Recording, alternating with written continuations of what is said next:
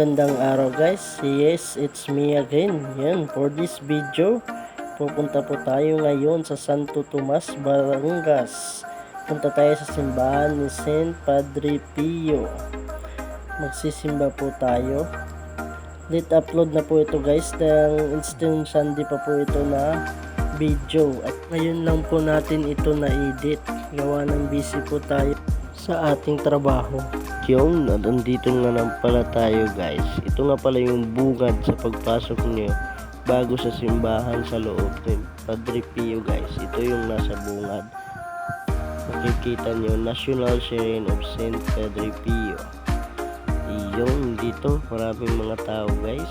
Nagpa-picture taking po sa harap mismo ng replika ni Saint Padre Pio. Dito malapit sa may arko niya bago makapasok sa simbahan.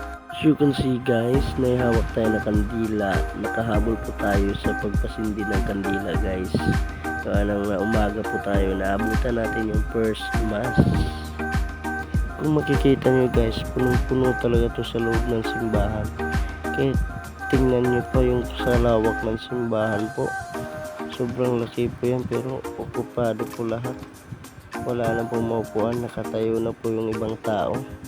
Sa sobrang dami pong dumarayo dito sa sikat na simbahan ni Saint Padre Pio dito sa may Santo Tomas, Batangas. Hindi alintana yung init guys, importante nakapagsimba tayo sa linggo ng pagkabuhay. Ayun, nag-iikot po muna tayo guys, maghahanap po tayo ng ibang mapuntahan. At andito na tayo ngayon sa may Holy Water Sanctuary, kung saan ito ang pinupuntahan din ng mga tao para mag-igib po ng holy water na andito sa may inuupuan ni Saint Padre Pio na may bukal po ng tubig.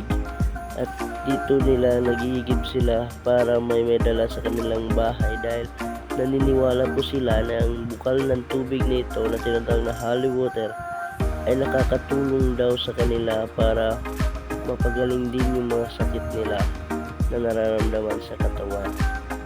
At dito po sobrang siksikan yung tao, sobrang dami. At paglabas din po pala din natin dito guys, makikita natin yung replika ni Papa Jesus na nakapako sa krus. At ang susunod po natin pupuntahan, ito yung tower po kung saan nakalagay yung kampana ng simbahan. At sa loob po nito, marami po dito mga larawan ni Saint Padre Pio po na nakasabit sa wall. At yun, andito po tayo, nakaakit na tayo. Makita natin yung palibot, maraming larawan po, marami din tao. At andito yung ano nila, yung simbahan po na maliit na andito sa loob. So yun, nakahawak po tayo ngayon ng booklet. Yung pagbabayad po ng 20, binibigyan po tayo ng booklet po na may rosary dun sa loob. Yun po yung simbahan nila, forma po ng simbahan nila na ginawa po nila dito sa loob ng tower na andito yung kampana ng simbahan sa itaas. Aakit na po tayo, sobrang daming tao talaga guys. Ito po yung loob ng second floor.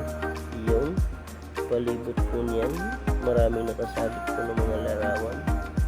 At meron pa po yan sa itaas. Yun na po yung pinakataas na andun yung kampana. Aakit na po tayo, hagdan, maliit na hagdan po. At dito na, pagbungad po natin yung sikat ng araw, makikita po natin daming tao. Sobrang ganda ng tanawin dito sa ibabaw guys. Makikita mo ang lawak ng kabundukan dito sa may Santo Tomas na nasa green talaga, green na green yung mga dahon guys. At yan ang palibot ng simbahan Padre Pio guys. Makita, tatanaw mo yung bundok dito sa may Santo Tomas. At ito po nga pala yung kampanya niya guys dito sa ibabaw. Yung bababa na po tayo at papalabas na po tayo guys sa loob po ng 2 oras natin ang pag-ikot-ikot sa loob ng simbahan ni Padre Pio. Ayun, palabas na po tayo at tayo uuwi na, gawa ng matakit na yung araw dito guys, sobrang init. Sa paglabas po makikita mo maraming paninda po dito ng mga kakanin tsaka mga palamig. Thanks for watching guys. Hope na nagustuhan nyo yung video natin. Sa hindi pa po nakapag-like and follow, subscribe na din po at paka-click ng notification bell para lagi kayong updated sa lalabas na video. Thank you. Bye-bye.